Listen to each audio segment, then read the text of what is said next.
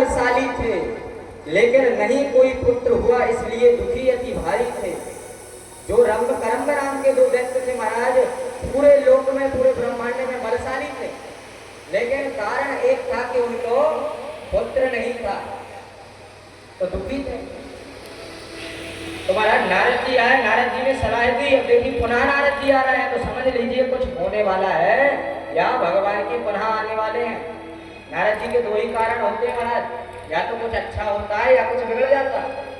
तो नारद जी कैसे आते हैं, तो एक बार दोनों हाथ से ताली बजाते हुए श्रीमन नारायण नारायण नारायण, श्रीमन नारायण नारायण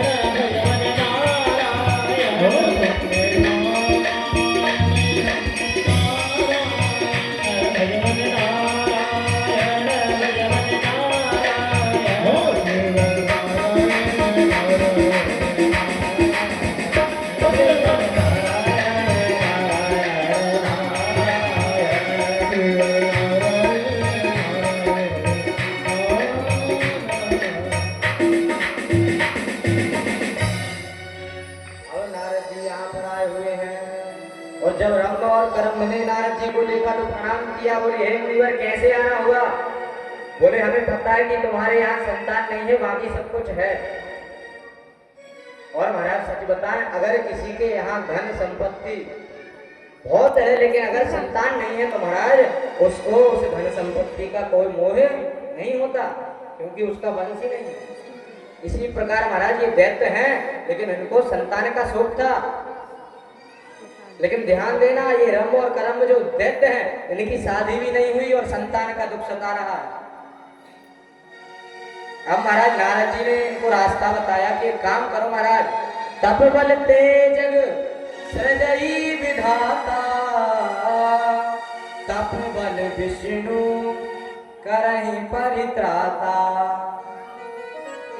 तप बल ते शिव करहि संघारा, तप ते अगमना कछु संसारा। महाराज नारद जी कहने लगे तप करो, भगवान अग्निदेव की साधना करो, पुत्र की प्राप्ति होगी। अच्छा, अग्निदेव में इतना साहस है महाराज कि वो पुत्र दे देते हैं। अच्छा, जब महाराज दशरथ जी को पुत्र नहीं था, जब भी पुत्र कामेष्टि यज्ञ हुआ था, सबको पता है, जब ही अग्निदेव खीर लेकर आए थे कि नहीं महाराज, तस्मय लेके आए थे।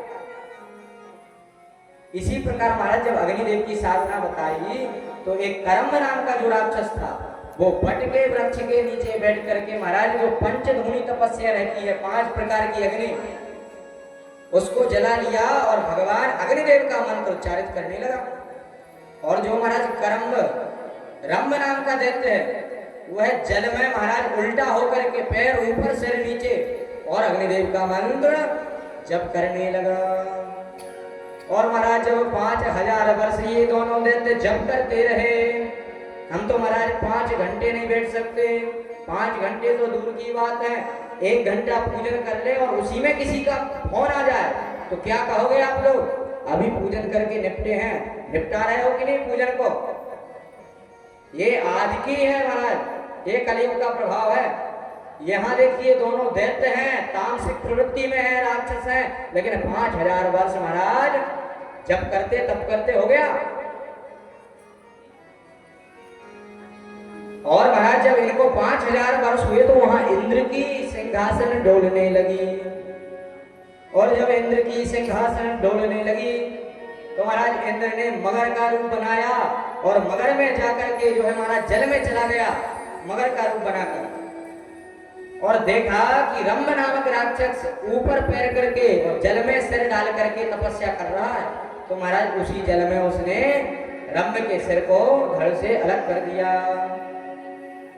और जैसे ही महाराज करम्ब को यह पता चला कि हमारा रंभ जो भाई था तप करते करते मगर खा गया, इंद्र ने उसको समाप्त कर दिया, तो रंभ महाराज समाप्त हो गया।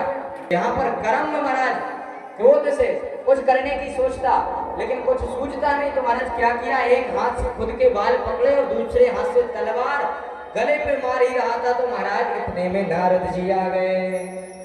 इसीलिए कहते हैं महाराज गुरु के सानिध्य में ही जप तप करना चाहिए, क्योंकि दो प्रकार है महाराज साधना के। एक साधना तो भगवान से मिलाती है, और दूसरी साधना अगर गलत हो गई तो पूरा जीवन खराब करवा